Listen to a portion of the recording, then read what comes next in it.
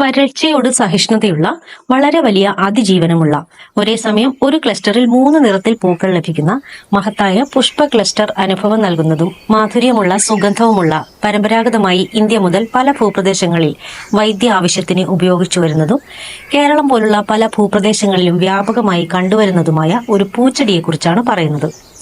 Rangoon creeper, യശോദപ്പൂ, മലയാളത്തിൽ പ്രാദേശികമായി കാട്ടുപുല്ലാനി, Burma വള്ളിച്ചെടി എന്നൊക്കെ പല ഭൂപ്രദേശങ്ങളിൽ അറിയപ്പെടുന്ന കോംബ്രറ്റം ഇൻഡിക്കം എന്ന ശാസ്ത്രീയ നാമത്തിൽ പറയുന്ന ഈ ചെടി കോംബ്രറ്റേസി കുടുംബത്തിൽപ്പെടുന്ന പുഷ്പിക്കുന്ന വള്ളിച്ചെടിയാണ്. ഈ ചെടിയുടെ സവിശേഷത വളപ്രയോഗം, രോഗങ്ങളും കീടങ്ങളും, പാരമ്പര്യ വൈദ്യ ഉപയോഗം, പുനരുൽപാദനം എന്നിവയെക്കുറിച്ചാണ് ഈ വീഡിയോയിൽ ഞങ്ങൾ ഉൾപ്പെടുത്തിയിരിക്കുന്നത്. വിവരങ്ങൾ വിശദമായി അറിയാൻ വീഡിയോ മുഴുവനായും കാണുക. അതുകൂടാതെ ഈ വീഡിയോയെക്കുറിച്ചുള്ള നിങ്ങളുടെ വിലയേറിയ അഭിപ്രായങ്ങളും പ്രതികരണങ്ങളും ലൈക്കായോ കമന്റായോ രേഖപ്പെടുത്തുക. ഒപ്പം മറ്റുള്ളവരിലേക്ക് ഷെയർ ചെയ്യുക. ഇതുപോലുള്ള ചെടിയെക്കുറിച്ചുള്ള വിജ്ഞാനപ്രദമായ വീഡിയോകൾ തുടർന്നും ലഭിക്കുന്നതിനായി ഈ ചാനൽ സബ്സ്ക്രൈബ് ചെയ്യുക.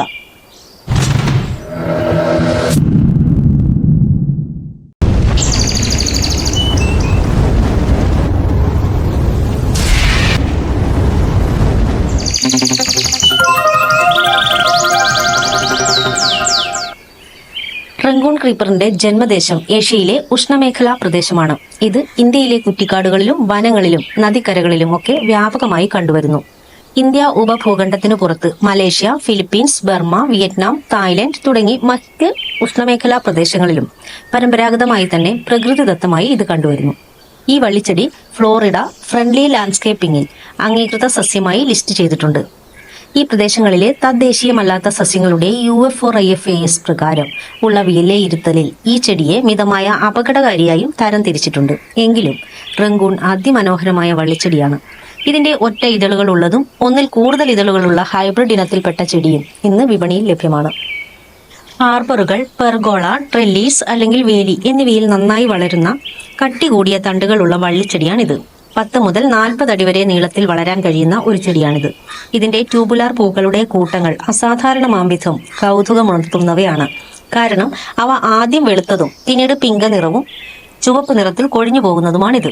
അതുകൊണ്ട് തന്നെ ഇതിന്റെ പൂക്കളുടെ ക്ലസ്റ്ററിൽ 3 നിറവും ഒരേ സമയം കാണാൻ കഴിയും. അത് ഇതിന്റെ സൗന്ദര്യം ഒന്നുകൂടി വർദ്ധിപ്പിക്കുന്നു. ഈ ചെടിക്ക് എത്രത്തോളം സൂര്യപ്രകാശം നൽകാൻ കഴിയുന്നു, നിങ്ങൾക്ക് അത്രയധികം പൂക്കൾ ശരത്കാലത്തും വസന്തകാലത്തും കാണാൻ കഴിയും. അതുകൊണ്ട് തന്നെ പല സ്ഥലത്തും ഇത് ഒരു അലങ്കാര സസ്യമായി വളർത്തി കണ്ടുവരുന്നു.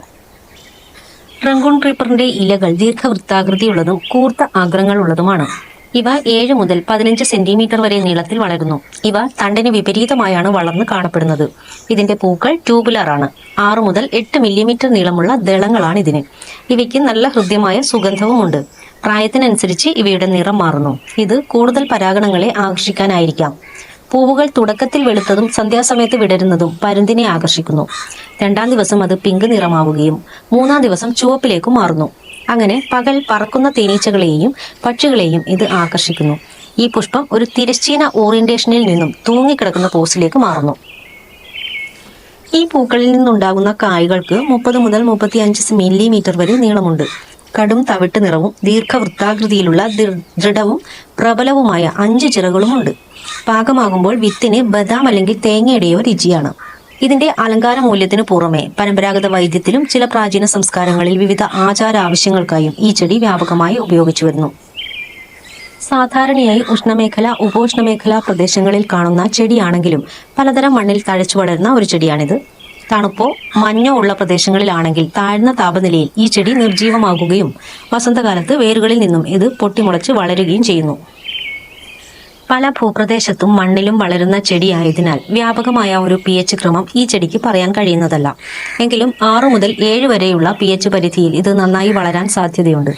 ഈ ശ്രേണി മിതമായ അസിഡിറ്റി മുതൽ ന്യൂട്രൽ വരെയാണ്. ഇത് പൊതുവായി എടുത്തു പറയാൻ കാരണം പല പൂച്ചെടികൾക്കും അനുയോജ്യമായ ഒരു pH ലെവലാണിത്. നല്ല നീർവാർച്ചയുള്ള മണ്ണും ഇതിനാവശ്യമാണ്. വെള്ളക്കെട്ടിൽ ഇത് വളരുന്നില്ല. നല്ല ഡ്രെയിനേജ് ലഭിച്ചാൽ റൂട്ട് ചീയൽ മുതലായ പ്രശ്നങ്ങളിൽ നിന്നും ഈ ചെടിയെ സംരക്ഷിക്കാം. അതിന് നിങ്ങൾക്ക് കമ്പോസ്റ്റ് പോലുള്ള ജൈവ വസ്തുക്കൾ മണ്ണിൽ ഉൾപ്പെടുത്താം. ഇത് മണ്ണിന്റെ ഘടനയും ഫലഭൂയിഷ്ഠതയും മെച്ചപ്പെടുത്തുന്നതിനോടൊപ്പം മണ്ണിന്റെ നീർവാർച്ചയെയും സഹായിക്കും.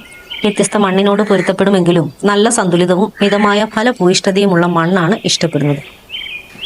ഈ ചെടി തഴച്ചു വളരാൻ ചൂടും വെയിലുമുള്ള അന്തരീക്ഷം ആവശ്യമാണ്. ഇത് ചൂടിനെ അതിജീവിക്കുന്ന ചെടിയാണെങ്കിലും അലങ്കാര ആവശ്യത്തിന് നട്ടുവളർത്തുകയാണെങ്കിൽ ചൂടുള്ള അന്തരീക്ഷത്തിൽ തുടർച്ചയായി വെള്ളം നൽകാൻ പ്രത്യേകം ശ്രദ്ധിക്കുക.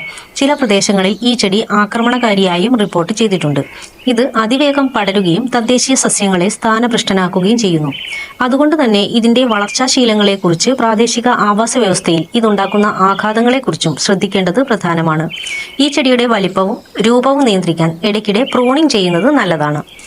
ഇനി ഇതിന്റെ വളപ്രയോഗത്തെപ്പറ്റി നോക്കാം.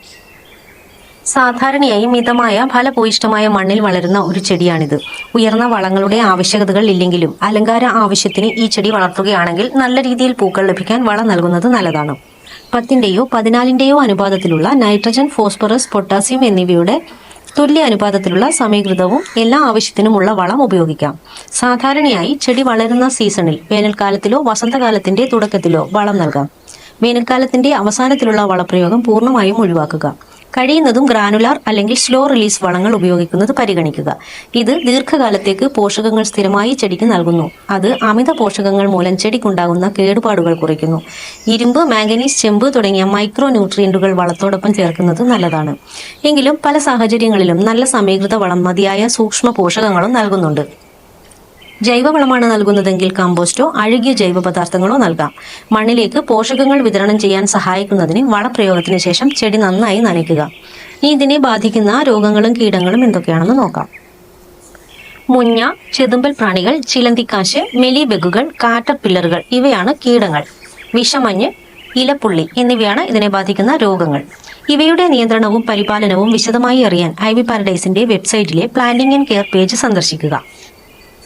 വിത്ത് മുളപ്പിച്ചും തണ്ടു വെട്ടിനട്ടും ചുവട്ടിൽ നിന്ന് ഓക്സിറ്റുകളായി വേർപെടുത്തിയും ലെയറിംഗ് വഴിയും പുതിയ ചെടികൾ ഉൽപ്പാദിപ്പിക്കാം. ഉൽപാദന പ്രക്രിയയുടെ വിശദ വിവരങ്ങൾ അറിയാനായി ഐവി പാരഡൈസിന്റെ വെബ്സൈറ്റിലെ ഡിഫറൻറ്റ് പ്രൊപ്പഗേഷൻ മെത്തേഡ് എന്ന പേജ് സന്ദർശിക്കുകയോ പ്ലാന്റിംഗ് ആൻഡ് കെയർ എക്സിക്യൂട്ടീവുമായി വാട്സപ്പിൽ ബന്ധപ്പെടുകയോ ചെയ്യാം. ഈ പേജുകളുടെ ലിങ്കും പ്ലാന്റിംഗ് ആൻഡ് കെയർ എക്സിക്യൂട്ടീവിന്റെ നമ്പറും ഡിസ്ക്രിപ്ഷൻ ബോക്സിൽ കൊടുത്തിട്ടുണ്ട്. ഇനി ഇതിന്റെ മെഡിസിനൽ ഉപയോഗങ്ങൾ എന്തൊക്കെയാണെന്ന് നമുക്ക് നോക്കാം. പരമ്പരാഗതമായി ചില സംസ്കാരങ്ങളിൽ വിവിധ ഔഷധ ആവശ്യത്തിനായി ഇത് ഉപയോഗിച്ചു കണ്ടുവരുന്നു. ഈ ചെടിക്ക് ചില ഔഷധ ഗുണങ്ങൾ ഉണ്ടെങ്കിലും അതിനെക്കുറിച്ചുള്ള ശാസ്ത്രീയ ഗവേഷണങ്ങൾ പരിമിതമാണ്. പരമ്പരാഗത ഉപയോഗങ്ങളെ മാത്രം ആശ്രയിക്കുന്നതിനാൽ ജാഗ്രത പാലിക്കേണ്ടതാണ്. ചില പ്രദേശങ്ങളിലെ പരമ്പരാഗത വൈദ്യത്തിൽ ഇതിന്റെ ഇല, കാണ്ഡം, വേര് എന്നിവയുൾപ്പെടെ വിവിധ ഭാഗങ്ങൾ പലതരം പച്ചമരുന്നുകൾ തയ്യാറാക്കാൻ ഉപയോഗിക്കുന്നു. ഇതിന് ആന്റി ഇൻഫ്ലമേറ്ററി ഗുണങ്ങളുണ്ടെന്ന് ചില പഠനങ്ങൾ സൂചിപ്പിക്കുന്നു. അതുകൊണ്ട് ഇതിന്റെ സത്തിന് ശരീരവീക്കം കുറയ്ക്കാനുള്ള കഴിവുണ്ട്. ഇത് പല ആരോഗ്യ അവസ്ഥകൾക്കും ഗുണം ചെയ്യും. ഈ പ്ലാന്റിൽ ആന്റി ഓക്സിഡേറ്റീവ് സംയുക്തങ്ങളും അടങ്ങിയിട്ടുണ്ട്. അത് ശരീരത്തിലെ ഫ്രീ റാഡിക്കലുകളെ നിർവീര്യമാക്കുന്ന ആന്റി ഓക്സിഡന്റുകളെ സഹായിക്കുന്നു. ഇത് വാർദ്ധക്യവുമായി ബന്ധപ്പെട്ട വിവിധ രോഗങ്ങൾക്ക് നല്ലതാണ്. ചില പരീക്ഷണങ്ങളിൽ ഇതിന്റെ ആന്റി മൈക്രോബയൽ ഗുണങ്ങൾ പര്യവേഷണം ചെയ്തിട്ടുണ്ട്. അത് സൂക്ഷ്മജീവികളായ അണുബാധകളെ തടയാൻ സഹായിക്കും. പരമ്പരാഗത ചികിത്സാ രീതികളിൽ മുറിവ് ഉണക്കുന്നതിന് പ്രാദേശികമായി ഇതിന്റെ സത്തുകൾ ഉപയോഗിച്ചു വരുന്നു. ഈ ചെടിയുടെ റിപ്പോർട്ട് ചെയ്യപ്പെട്ട ആന്റി ഇൻഫ്ലമേറ്ററി, ആന്റി മൈക്രോബയൽ ഗുണങ്ങൾ മുറിവുണക്കുന്ന പ്രക്രിയയെ പിന്തുണയ്ക്കുന്നത് ഇതിന്റെ പരമ്പരാഗത ഉപയോഗത്തിന്റെ കാരണമാകാം. ചില പരമ്പരാഗത ചികിത്സാ സമ്പ്രദായങ്ങളിൽ പനി കുറയ്ക്കാൻ ഇതിന്റെ സത്ത് ഉപയോഗിച്ചു വന്നിരുന്നു. എന്നാൽ ഇതിന്റെ ഫലപ്രാപ്തിയെ പിന്തുണയ്ക്കുന്ന ശാസ്ത്രീയ ഗവേഷണങ്ങൾ പരിമിതമാണ്. എങ്കിലും ഈ ചെടിയുടെ സുരക്ഷ, അളവ്, മരുന്നുകളുമായുള്ള പ്രതിപ്രവർത്തനം എന്നിവ നല്ല ശാസ്ത്രീയ പഠനത്തിലൂടെ വ്യക്തമായിട്ടില്ല. അതുകൊണ്ട് തന്നെ ഔഷധ ആവശ്യത്തിന് ഇത് പരിഗണിക്കുകയാണെങ്കിൽ പരമ്പരാഗത ചികിത്സയിൽ വൈവിധ്യമുള്ള ഒരു ആരോഗ്യ വിദഗ്ധന്റെ നിർദ്ദേശം തേടുന്നത് നല്ലതാണ്. പല രാജ്യങ്ങളിലും പൂന്തോട്ട പരിപാലനത്തിൽ വളരെ ജനപ്രിയമായ ഒരു ചെടിയാണിത്. എങ്കിലും ആക്രമണ സാധ്യതയുള്ളതിനാൽ ഈ ചെടി നട്ടുവളർത്തുമ്പോൾ മുൻപ് പറഞ്ഞ ജാഗ്രതാ നിർദ്ദേശങ്ങൾ പാലിക്കേണ്ടതാണ്. ഇവിടെ നിങ്ങൾക്ക് അറിയുന്നതും അറിയാത്തതുമായ ധാരാളം സവിശേഷതകൾ വിശദമായ പഠനത്തിന് ശേഷം ഞങ്ങൾ നിങ്ങളുടെ മുന്നിൽ അവതരിപ്പിക്കുന്നു. ഓരോ ചെടിയുടെയും മണ്ണിന്റെ ഘടനയും pH ലെവലും പറയുന്നുണ്ട്.